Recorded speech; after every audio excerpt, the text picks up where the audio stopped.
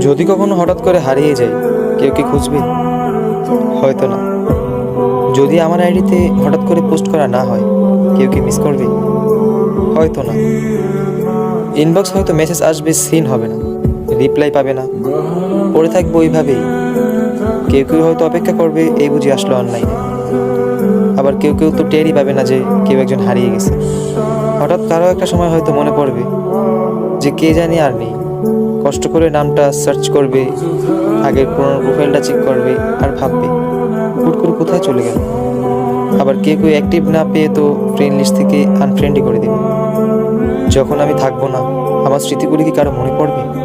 হয়তো না, আবার হয়তো হ্যাঁ। তবে হারাতে হবে, হারাতে হয়। কেউ আয়োজন করে হারায়, কেউ হুট করে হারায়। আমি না হয় হুট করেই হারিয়ে যাব।